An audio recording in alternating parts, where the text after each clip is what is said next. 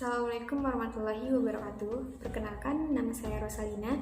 Di sini saya akan membuat video tentang peradaban Islam di Indonesia. Sejarah mencatat bahwa Islam telah berjaya dengan mengalami kemajuan selama beratus-ratus tahun lamanya. Meskipun ternyata Islam juga menuai kemunduran pada masa selanjutnya. Akan tetapi, kejayaan Islam di era kemundurannya pun masih berkembang di berbagai belahan dunia. Sebagaimana diketahui, pada awalnya Islam dipimpin langsung oleh Nabi Muhammad SAW, kemudian diteruskan oleh para sahabat.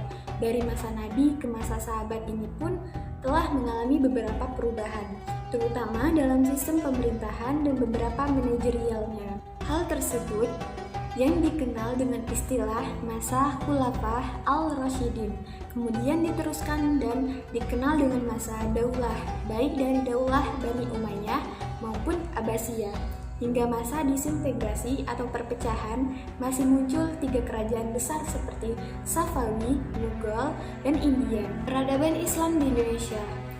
Perkembangan Islam yang ada di Indonesia, terlepas dari pengaruh perkembangan Islam di belahan bumi lain, membaca Islam yang ada di Indonesia rasanya cukup penting. Sebab dari hasil pembacaan itu, kita sebagai umat Islam dapat mengetahui akan bagaimana perkembangan Islam di Indonesia setelah Islam mengalami beberapa fase perubahan dari waktu ke waktu. Ada beberapa bentuk peradaban Islam di Indonesia. Di antaranya adalah peradaban pendidikan, gerakan masyarakat, budaya, dan adat. Peradaban pendidikan Islam di Indonesia salah satunya adalah pesantren. Pesantren adalah salah satu sistem pendidikan Islam yang ada di Indonesia dengan ciri yang khas dan unik. Juga dianggap sebagai sistem pendidikan paling tua di Indonesia. Yang kedua yaitu gerakan masyarakat Islam dan politik. Gerakan yang lahir di Timur Tengah itu telah memberikan pengaruh besar kepada gerakan kebangkitan Islam di Indonesia, bermula dari pembaruan pemikiran pendidikan Islam di Minangkabau yang disusul oleh pembaruan pendidikan yang dilakukan oleh masyarakat. Yang disusul oleh pembaruan pendidikan yang dilakukan oleh masyarakat Arab di Indonesia. Kebangkitan Islam semakin berkembang membentuk organisasi-organisasi sosial.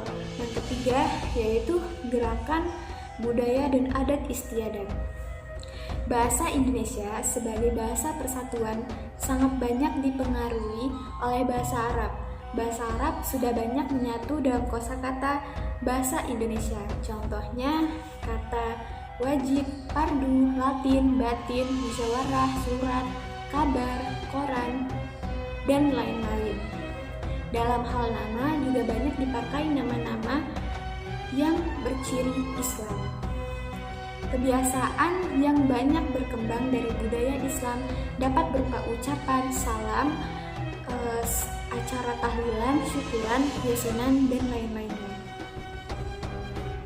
Dapat juga dijumpai seni musik seperti qasidah, robana, marawis, dan sholawat.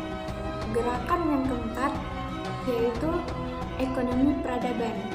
Nah, dalam bidang ekonomi juga tidak ketinggalan. Daerah-daerah pesisir sering dikunjungi para pedagang Islam dari Arab, Persia, dan Gujarat yang menerapkan konsep jual beli secara Islam. Juga adanya kewajiban membayar zakat atau amal jariyah lainnya seperti sedekah, infak, wakaf, menyantuni anak yatim piatu, fakir, dan miskin. Hal ini membuat perekonomian umat Islam semakin berkembang.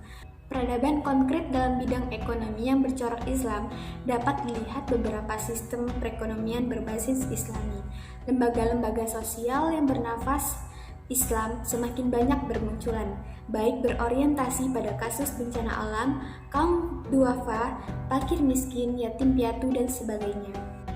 Dari penjelasan tadi, dapat kita simpulkan bahwa sejarah, kebudayaan, dan peradaban adalah 3 hal yang berbeda. Peradaban menekankan pada aspek kebudayaan yang bernilai tinggi dan diterima secara universal oleh seluruh masyarakat. Dalam hal ini, Indonesia memiliki karakteristik kebudayaannya Sedangkan kehadiran Islam turut mempengaruhi terhadap bentuk-bentuk kebudayaan, sehingga diterima hingga menjadi peradaban. Itulah penjelasan singkat dari saya tentang peradaban Islam di Indonesia. Semoga bermanfaat untuk kita semua. Apabila ada kesalahan, mohon dimaafkan.